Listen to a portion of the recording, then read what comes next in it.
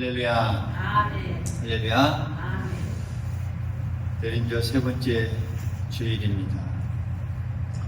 주님의 이 땅에 오심을 기념하면서 또 장차 다시 오실 주님을 또 우리가 기다리는 이 기간을 쭉 지내면서 우리가 이 대림절 기간을 쭉 지내고 있습니다. 우리 기독교에서 이 대림절이라고 하는 것은 아주 중요한 절기 중에 하나입니다. 왜냐하면 예수님께서 우리의 모든 삶, 신앙의 중심에 서 있고 또 그 예수님의 오심을 또 우리가 기다리면서 다시 한번 마음의 신앙을 다잡는 그런 기간이기 때문입니다. 첫 번째 주일은 희망이라는 그 주제로 말씀드렸고 또 지난주에는 위로에 관해서 그리고 오늘은 이 기쁨이라는 주제를 가지고 또 말씀을 나누고자 합니다. 오늘 우리가 읽은 이 말씀은 아마 성경에서 가장 아름다운 노래, 아름다운 이 찬양의 노래 가운데 중 하나일 것입니다. 이 마리아의 이 찬가라고 부를 정도로 이 주님의 찬양하는 그런 내용이 우리가 읽은 말씀입니다. 마리아가 이렇게 노래했죠. 내 영혼이 주를 찬양하며 내 마음이 하나님 내 구주를 기뻐하였으며 이라는 이 마리아의 이 찬양. 그러니까 마리아가 이 예수님을 잉태한 후에 이 엘리사벳을 방문하여서 이 찬양을 올려드렸습니다. 그러니까 마리아의 찬가라고 우리가 부르는 이 모습. 내 영혼이 주를 높이다라는 의미가 있기 때문에 마리아의 찬가다라고 우리가 이 내용을 이렇게 명명하기도 합니다. 어린 마리아의 이 입술에서 터져나온 이 찬양은 2000년이 지난 오늘까지도 수많은 이 주님의 오심을 기다리는 그 자들에게 이 기쁨의 도전을 주는 그런 이 찬가로 남겨져 있습니다. 하지만 생각해보면 이 당시 마리아가 처한 현실은 결코 녹록지 않습니다. 쉽게 받아들일 만한 문제가 아니었습니다. 천사로부터 하나님의 아들이 너로부터 잉태가 되어서 태어날 것이다 라는 이 놀라운 소식을 들었지만 당시 미혼인 이 처녀가 이 아이를 가진다는 것은 오늘도 그러겠지만 당시에는 정말 큰 위험과 또 수치를 감수해야만 했던 이 사건이었죠. 그것 때문에 약혼자와 파혼될 위기도 있었고 또 마을 사람들의 어떤 이 따가운 시선과 또 돌판매질까지도 각오해야 했던 그런 상황이었습니다.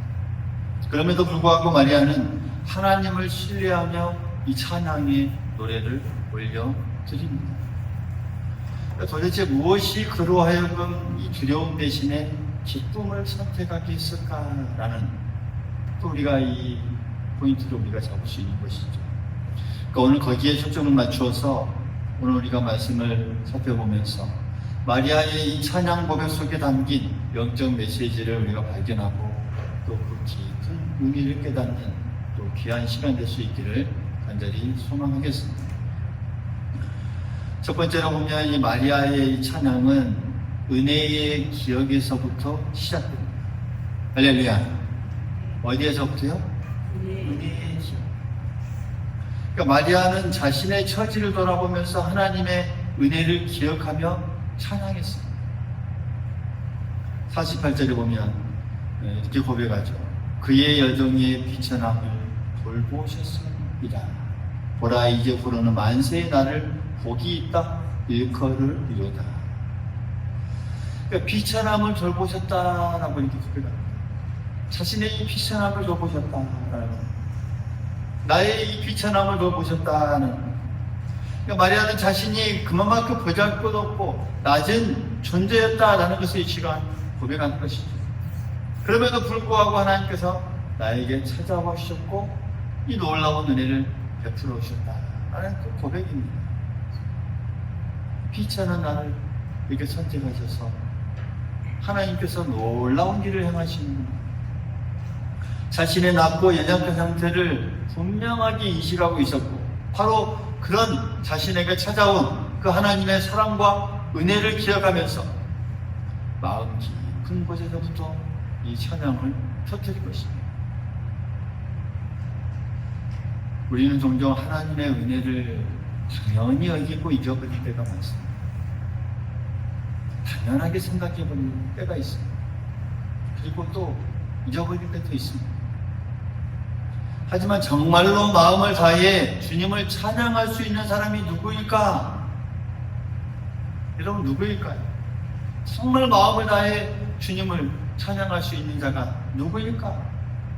여러분, 바로 자신의 이 낮음과 부족함을 인정하는 사람입니다. 할렐루야. 자신의 이 비천함을 인정하는 사람입니다. 나 같은 사람, 나같이 이런 사람을 하나님께서 택하여 주셨고, 나 같은 사람을 하나님께서 이렇게 돌보아 주셨구나 라는 것을 인정하는 사람이 진정 하나님을 찬양할 수 있습니다. 그러면서 그런 자신을 돌보신 하나님의 은혜에 깊이 감사하는 사람, 마리아가 그랬어요. 마리아가 바로 그랬어요. 그 놀라운 은혜, 이 비천한 자신의 모습을 생각할 때 그 하나님의 이 따뜻한 위로는, 은혜는 놀랍게 느껴지게 되고 다가오게 되는 것이죠. 우리가 하나님의 이 놀라운 은혜를 생각할 때마다 우리에게 생각나게 하는 찬송이 있습니다. 많은 찬송이 있지만, 나 같은 죄인 살리신 주님의 은혜에 놀라워. 그렇죠? 어메이징 그레이스. 나 같은 죄인 살리신 주님의 은혜. 이 찬송가를 쓴 가사를 쓴 사람이 존 뉴턴이라고 하는 사람인데, 18세기 1700년대 이 18세기에 아주 잘 나가던 이 무역선을 이끌었던 사람입니다. 당시 배를 가지고 있다는 것도 큰 부자였고, 또 무역을 하는 사람이었다고 한다면 큰 재산이 있고 또 힘이 있었던 사람이죠. 그 중에서도 이 노예 무역선을 했던 사람입니다. 노예를 사고 팔고 했던 활발히 거래됐던 그 시대이기 때문에, 또 그런 선장이었던 만큼 힘이 있겠죠. 사람을 주력편했던 사람이고, 그러다 보니까 방탕하고 이 죄악된 삶을 살았던 사람입니다. 그런데 어느 날 항해 중에 거대한 폭풍을 만나게 되고, 이제 배가 침몰할 위기가 되게 됩니다. 다 잃어버리게 될 상황이어서 이 뉴턴은 겁에 질려서 그때 자신이 안 신을 부르고 하나님을 부르는 자비를 베풀어 주시옵소서. 간절하게 부르셨습니다. 놀랍게도 그가 탄 배가 극적으로 폭풍에서 살아남았고, 이 체험은 이제 뉴턴이 이제 다시 한번 하나님께 회심하는 놀라운 이 계기가 되게 되죠. 그로부터 이 신앙생활을 하게 되고 다시금 하나님을 믿고 나아가게 된 그가 자신의 이 비천하고 타락했던 정말 몹쓸 그런 이 죄인을 구원해 주신 그 하나님의 크신 은혜를 이제 평생 기억하면서 살아가게 됩니다. 그리고 그 은혜에 감사해서 이제 쭉 써진 이 작사 글이 바로 이 주님의 나 같은 죄인 살리신 주님의 은혜라는 이 찬송의 가사입니다. 그러니까 비천한 죄인, 정말 몹쓸 이 자신을 이 돌보신 그 하나님의 은혜를 기억하면서 평생토록 주님을 찬양했던 것이죠. 마리아도 아마 바로 그런 심정이 아니었을까요? 마리아도 아마 그런 심정과 똑같았을 것입니다. 한 시골에 정말 이름 없는 이 소녀에 지나지 않았습니다. 하나님의 그 낮은 자, 그 하나님의 그 낮은 자를 이 눈여겨보셨고, 하나님께서는 그에게 은혜를 베풀어 주셨고, 정말 주님의 탄생이라는 놀라운 계획에 동참시키셨습니다. 그 은혜를 잊지 않고 기억하면서 내 영혼이 주를 찬양합니다. 내 구주를 내가 기뻐합니다. 라고 이렇게 찬양했던 것이죠. 오늘 우리도 우리의 찬양도 여기서부터 시작될 수 있기를 간절히 소망하겠습니다. 지난날 우리를 돌보신 그 하나님의 은혜를 우리가 하나하나 생각해 볼 때마다 정말 나같이 어떻게 보면 비천한 자를 하나님께서 자녀 삼아 주시고 구원해 주시고 믿음 가운데 살아가게 해주시는 놀라운 은혜를 우리가 생각할 때 여러분, 우리가 하나님께 찬양하지 아니할 수 없습니다. 나 같은 죄인을 사랑하신 그 하나님의 은혜, 그 은혜에 감사하는 마음으로 우리가 찬양으로 나아갈 수 있어야 합니다. 은혜를 기억하는 자의 이 찬양에는 이렇게 겸손한 기쁨이 따를 수밖에 없다라고 하는 사실이죠.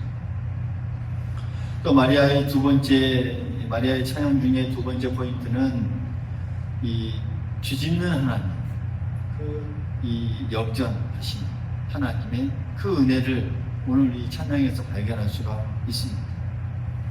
그러니까 마리아는 자신의 이 개인적인 은혜의 어떤 경험을 넘어서 하나님께서 세상의 질서를 뒤집는 분이심을 오늘 이 찬양하고 있습니다. 51절부터 53절까지 쭉 보면 이렇게 찬양을 고백하죠. 마음의 생각이 교만한 자를 흩으셨고 권세 있는 자를 그 위에서 내리치셨으며 비천한 자를 높이시고 줄인 자를 좋은 것으로 배부리셨으며 부자를 빈손으로 보내셨다라고 고백했죠. 여러분, 제가 읽어드린 방금 이 찬양, 이 내용을 쭉 들으면 어떤 생각이 듭니까? 무슨 느낌이 듭니까? 다시 한번 읽어드릴게요. 마음의 생각이 교만한 자를 흩으셨고 권세 있는 자를 그 위에 내리치셨고 비천한 자를 높이시고 줄이는 자를 좋은 것으로 배부리시고 또 부자를 빈손으로 보내셨다. 이 내용 어떤 느낌이 듭니까? 한마디로 이 뒤집어 엎으신다라는 느낌이 들죠. 완전히 새롭게 바꿔버린다. 반대, 그죠? 그러니까 반전시키는 그 내용이었죠. 맞습니다. 당시 사회적인 어떤 통념으로는 힘있고 돈 있는 자들은 항상 높은 자리를 차지하고 가난하고 약한 자들은 낮은 자리에 머물 것 같았습니다. 그러나 하나님의 나라와 현실은 그와 정반대라는 사실. 할렐루야. 하나님은 이 모든 사실을 뒤집어 엎으십니다. 이게 뒤집는 은혜죠. 하나님은 교만한 자를 흩으시고 또 겸손한 자를 높이시는 분이십니다. 세상의 강자와 약자의 자리를 아주 뒤집어서 겸손한 이들에게는 은혜를 베푸시고 교만한 이들은 심판하시는 의로운 하나님. 세상의 생각을 그러니까 뒤집어 엎으시는 교만한 자를 낮추고 겸손한 자를 높이시는 그 하나님의 어떻게 보면 이 역전의 은혜에 대한 그런 찬양이 오늘 이 마리아가 하고 있습니다. 여러분, 실제로 성경 역사를 우리가 쭉 읽다 보면 이런 이 역전시키는, 뒤집는 그 은혜를 우리가 수없이 성경에서 우리가 볼 수가 있습니다. 여러분, 어린 다윗이 정말 거의 골리앗을 물었죠. 바로 이런 은혜가 아니겠습니까? 요셉이 노예로 팔려갔다가 여러분 당시 가장 큰 나라의 이 애굽의 총리가 됩니다. 바로 이런 은혜가 아니겠습니까? 모세와 또 노예된 히브리 백성이 거대한 제국 이 바로를 이깁니다. 여러분, 그게 바로 이런 은혜가 아니겠습니까? 우리 모든 것을 뒤집어 엎으시는 하나님, 겸손한 자를 높이시는 하나님을 이 성경에서 많은 곳에서 발견할 수 있습니다. 마리아는 이런 하나님을 정말 전심을 다해 지금 찬양하고 있는 것입니다. 이런 하나님의 이 역전의 은혜, 뒤집는 은혜는 신약 성경에서 이제 절정을 이루죠. 어떤 사건입니까? 가장 높은 곳에서 계셨던 그 하나님의 아들 예수님께서 이 말구이에 그냥 천하고 낮아지신 그 아기로 찾아오신 그 성육신 사건 자체가 세상의 이 가치를 뒤집는 놀라운 은혜의 순간이죠. 예수님도 후에 우리에게 이렇게 말씀하셨죠.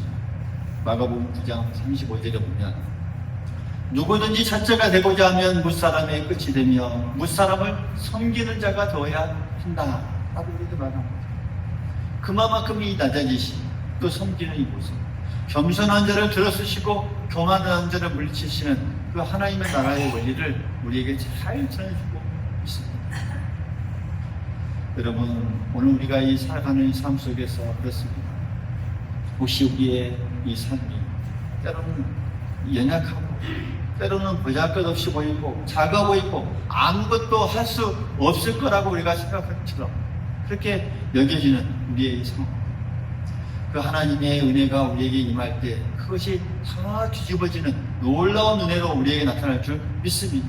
그 뒤집어지는 은혜가 우리에게 충만하게 나타납니다. 그 주님의 오심을 기다리는 오늘 우리가 사모하고 바라보아야 할 또 은혜이기도 합니다. 장차 우리에게 부여될 놀라운 영광은 그런 모습이기 때문에 하나님께서 주시는 모습, 장차 주님께서는 이 땅에 오실 때 주어질 우리에게 영광스러운 모습, 장차 하나님의 나라에서 우리에게 주어질 영광스러운 모습은 바로 그러한 모습입니다.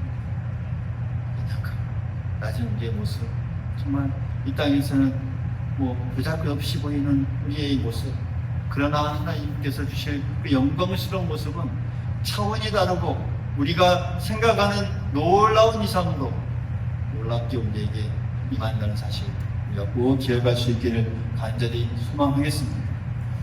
그래서 마리아의 이 하나님, 우리의 하나님 살아계셔서 이런 이 반전, 역전의 드라마를 이루시는 그 놀라운 분심을 우리가 꼭 믿고 나아갈 수 있기를 간절히 소망하겠습니다. 낮은 자를 돌보시고 높이시는 하나님이십니다. 믿습니까? 교만한 자를 때가 되면 낮추시는 그 하나님을 우리가 신뢰하면서 반드시 그때에, 장차 그때에 우리에게 주실 그 은혜 기억하면서 우리가 그 믿음으로 또 이 기다리는 이 대림절 기간을 꼭 승리하며 우리의 믿음을 다시 한번 되새기며 나아갈 수 있기를 간절히 소망하겠습니다. 셋째로 오늘 이 마리아의 찬양은 기쁨의 이 선택에서 비롯되었습니다.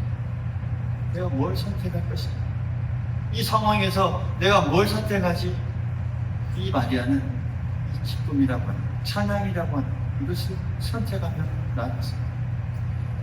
다시 말해 어떤 상황에서도 하나님을 신뢰하며 찬양하기로 이 선택하는 태도를 우리는 마리아에게서 배울 수 있다는 것입니다. 마리아가 이 처한 현실적인 상황은 좀 전에 이 언급했듯이 정말 쉽지 않았습니다. 결코 쉽지 않았습니다. 이 상황들, 자신의 이 상황에서 이 예수님을 잉태했고 또 출산한다고 있는 모든 이 상황들 절대 녹록지 않았습니다. 하나님의 은혜를 입었지만 동시에 큰 시련과 시험도 그에게 함께 받고 있었죠. 앞날에 대한 인간적인 두려움과 불확실성이 그에게 있었습니다.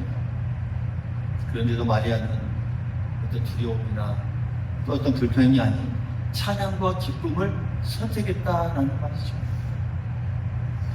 46절에서 47절의 말씀을 보면 오늘 이 제목의 말씀의 제목의 말씀과도 같습니다. 한번 우리 같이 한번 읽어보겠습니다. 46절과 47절의 말씀 시작. 내 영혼이 주를 찬양하며 내 마음이 하나님 내 구주를 기뻐하였습니다. 같이 한번 따라해봅니다. 내 영혼이 주를 찬양하며 내 마음이 하나님 내 구주를 기뻐합니다. 할렐루야, 할렐루야. 이 당시의 상황을 생각해보면 이 고백은 결코 당연한 반응이 아닙니다. 당연히 자연스럽게 나올 수 있는 이 고백이 절대 아닙니다. 그래서 이 엘리사벳을 찾아갔는데 그 엘리사벳도 이런 성령의 감동을 받아서 이 마리아를 크게 칭찬하는 장면이 나오죠. 45절에 보면 주께서 하신 말씀이 반드시 이루어지리라고 믿은 그 여자에게 복이 있도다. 너에게 복이 있도다. 너가 지금 이런 상황을 이겨내고 그것이 반드시 이루어지리라고 믿고 있는 너에게 정말 하나님의 크신 복이 있을 것이다. 이 엘리사벳도 감동하면서 그를 칭찬하는 그런 이 말을 하죠. 그러니까 마리아가 하나님을 끝까지 믿고 이 기쁨으로 반응했기 때문에 복되다고 축복하고 있는 내용입니다. 우리의 이 삶, 또 우리의 이 신앙의 이 선배들도 이런 기쁨을 선택했고 또 감사를 선택했을 때 하나님께 영광을 돌린 이 경험들이 또 그런 일들이 많이 있죠. 그 중에서도 이 멜뷰 헨리라고 하는 이 분의 일화가 있습니다. 매튜 헨리라고 하는 분이 이제 성경 신학자입니다. 성경 주석을 하는 신학자인데 어느 날 이 밤에 길을 가다가 이 강도를 만나서 가진 모든 것들을 빼앗기는 일을 당합니다. 보통 사람이라면 정말 속이 상했을 것이고 또 두려웠을 것이고 아마 힘들었을 텐데 그런데 그는 그날 밤에 이 일기장에 이런 이 감사의 제목을 4가지나 적었다고 합니다. 그것을 읽어드리면 첫 번째로 지금까지 한 번도 강도를 당한 적이 없었으니 감사합니다. 두 번째로 비록 지갑을 빼앗겼지만 생명은 빼앗기지 않았으니 감사합니다. 세 번째로 강도가 모든 것을 가져갔지만 사실 나에게는 가지고 있는 것이 많지 않았기에 또한 다행이고 감사합니다. 그 네 번째로 내가 강도를 당한 사람이지 강도질을 한 사람이 아니었으니 또한 감사합니다. 이런 4가지의 제목을 적어서 그가 일기장에 좀 적었다고 합니다. 그러니까 강도를 만난 그 날조차 하나님께 이 감사의 조건을 찾아내어서 오히려 이 감사를 선택하고 또 찬양을 선택하고 또 기쁨을 선택한 그 마음, 이것이 바로 이 믿음의 힘인 줄 믿습니다. 이게 믿음의 힘이죠. 이 믿는 자의 마음이 바로 이러한 마음이죠. 아마 마리아도 같은 마음이었을 것입니다. 하나님의 이 말씀이 이루어질 것이라는 것을 믿었기에 당장의 어려움보다는 지금 나 상황이 힘들고 어떻게 해결해야 될지 모르는 그 상황이었지만 하나님의 선하심을 바라보며 찬양을 선택했고 또 기쁨으로 순종할 수 있었습니다. 우리의 삶도 때로는 이해할 수 없는 어떤 어려움과 또 변화 속에 우리가 놓일 수도 있습니다. 믿음으로 살려고 하지만 예상치 못한 일이 우리에게 순간순간 일어날 때가 있죠. 그럴 때 우리가 본받아야 할 태도는 이런 마리아의 태도가 아닌가 생각이 듭니다. 환경을 바라보면 낙심과 또 원망과 때로는 두려움뿐이겠지만 하나님을 바라보면 어떻게 됩니까? 찬양을 선택할 수가 있고 기쁨을 선택할 수가 있습니다. 할렐루야. 우리는 하나님이 어떤 분이신지를 생각하며 어떤 분인지를 우리가 생각할 수 있잖아요. 하나님은 어떤 분이십니까? 선하시고 우리를 사랑하시고 결국 합력해서 선을 이루실 분이라는 것을 우리가 믿을 수 있는 것이죠. 우리에게 주어진 상황 속에서도 그래서 우리가 하나님을 선택하는 쪽을 선택할 수 있습니다. 찬양하는 쪽을 선택할 수 있고 감사하는 쪽을 선택할 수 있고 더 기쁨으로 나아가는 쪽을 우리가 선택할 수 있습니다. 그럴 때 이 마리아에게 역사했던 그 하나님 오늘 우리의 심령에 평안 가운데 역사하시고 또 기쁨을 부어주실 줄 믿습니다. 그러므로 오늘 우리가 이 내 영혼이 주를 찬양하며 내 구주를 기뻐합니다 라고 한 이 마리아의 오늘 우리의 이 삶의 중심에 이 고백이 날마다 울려 퍼질 수 있기를 간절히 소망하겠습니다. 우리가 살아가는 그 인생길 가운데 신앙의 길 가운데 이 고백이 굳건히 항상 서 있어서 우리를 흔들리지 않게 붙잡아주는 귀한 말씀이 될 수 있기를 간절히 소망하겠습니다. 사랑하는 여러분, 오늘 이 마리아의 찬양 당시에 이 로마의 압제에서 고통받던 이스라엘 백성들에게는 큰 기쁨을 가져다주는 정말 찬양이 됩니다. 그러면서 그 뒤에 계속적으로 이 주님을 찬양하는 그 고백이 놀라운 힘이 되는 그런 찬양이 되었을 것입니다. 동시에 그 찬양은 오늘을 사는 우리에게도 동일한 도전을 줍니다. 주님의 오심을 기다리는 이 길목에 서 있는 오늘 우리들에게 세상이 아무리 어두워 보여도 내가 연약해 보여도 내 영혼이 주를 찬양할 때 상황을 뛰어넘는 기쁨이 우리에게 꼭 있다라고 하는 그 도전을 우리에게 주고 있습니다. 대림절에 이 마리아의 찬양을 묵상하는 이것은 참 의미가 있습니다. 왜요? 이 마리아의 찬양 속에 이미 예수 그리스도의 이 복음이 다 응축되어 있기 때문입니다. 낮은 자 가운데 오신 예수님, 세상의 이 죄와 죽음을 뒤엎으신 예수님, 우리에게 영원한 기쁨을 주신 그 예수님을 바라보는 그 초청의 찬양이 바로 오늘 이 찬양이기 때문입니다. 오늘 우리의 영혼도 이 마리아처럼 주님을 찬양하기로 결단할 수 있기를 바라겠습니다. 찬양하기로 결단하십시다. 은혜를 기억하며 또 우리가 감사하는 자가 될 수 있기를 바라겠습니다. 또 교만한 자를 낮추시고 겸손한 자를 높여서 세상의 생각과 가치관을 다 뒤집는 그 하나님의 은혜를 우리가 신뢰하며 나아갈 수 있기를 바라겠습니다. 어떤 상황에서도 그래서 우리가 찬양을 선택하고 또 기쁨을 선택하고 하나님을 바라보면서 또 하나님을 향해 나아가는 자가 우리가 될 수 있어야 하겠습니다. 그럴 때 우리의 영혼에 하나님께서 성령의 기쁨으로 꼭 채워주실 줄 믿습니다. 그 기쁨의 찬송이 우리의 삶을 통해서 또 세상에 증거가 되죠. 많은 사람들을 주님께로 인도하게 될 줄 믿습니다.